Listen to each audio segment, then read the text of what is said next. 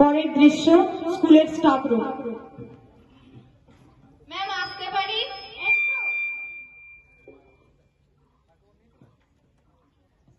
ওখানে কি হলো?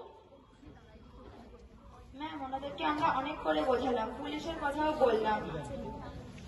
কথাও বললাম, তবুও ওনারা আমাদের কথা শুনলেন না। আমরা বললাম যে প্রিয়াঙ্কা যখন বিয়ে করতে চায় না, তো আপনারা ওকে বিয়ে দিচ্ছেন কেন? সবই খুলে বললাম, ওনারা আমাদেরকে দূর দূর করে তাড়িয়ে দিলেন বাড়ি থেকে। আচ্ছা ঠিক আছে, তোমরা ক্লাসে যাও, আমরা কালকে প্রিয়াঙ্কার বাড়ি যাবো, দেখি কি করা যায়। হ্যাঁ ম্যাম।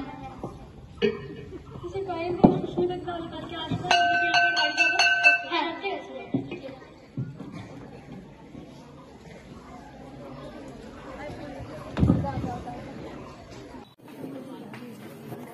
প্রিয়াঙ্কা, প্রিয়াঙ্কা বাড়িতে আছো? ম্যাম আপনারা? ম্যাম আপনারা ভালো আছেন তো? হ্যাঁ ভালো আছি। তা শুনলাম তোমার নাকি বিয়ে ঠিক হয়ে গেছে। হ্যাঁ ম্যাম। তুমি কি এই বিয়েতে রাজি আছো? না ম্যাম।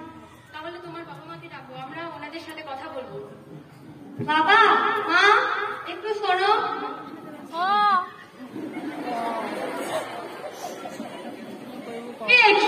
তোমাকে আমি কেন? আপনারা কি বুঝতে পারছেন না আমরা প্রিয়াঙ্কার স্কুলের শিক্ষিকারা এসেছি? আপনারা নাকি প্রিয়াঙ্কাকে জোর করে বিয়ে দিচ্ছেন। আর আপনারা কি জানেন না 18 বছরের আগে মেয়েদের বিয়ে দেওয়া আইনত দণ্ডনীয় অপরাধ?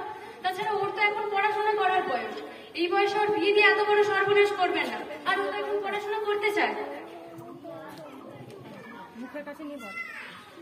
18 বছর বয়স পূর্ণ হলে ও তো কন্যাশ্রী 25,000 টাকা পাবে, আর এখনো তো পাচ্ছে। তখন ওই পাত্রর সঙ্গে ওর বিয়ে দেবেন। এখন আপনারা যদি না শোনেন তাহলে থানায় জানাতে বাধ্য হব। আমার মেয়ের বিয়ে দেবো না, সে আমরা হতো, তোমাকে বলার কে? কত আবু তোমাকে কন্যাশ্রী কত অব্দি দেখছি, কত টাকা ঢুকে এলে কত ঢুকে নি, ও টাকা আমাকে লাগবে। তাছাড়া অত ভালো টাকা আর পাবো নাকি? তাহলে আপনারা কথা শুনবেন না তো? না, তাহলে আপনারা জেলে যাওয়ার জন্য প্রস্তুত থাকুন। আচ্ছা আচ্ছা আচ্ছা, আমার তো অনেক কাজ আছে।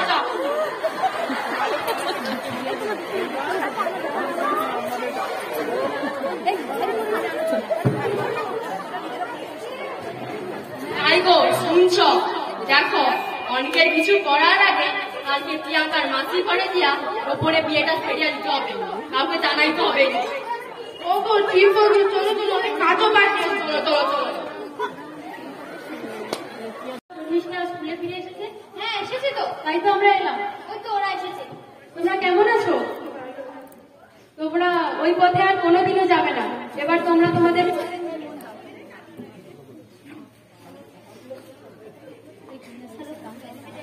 তোমরাই পারো আমাদের সমাজকে সুন্দর করে তুলতে।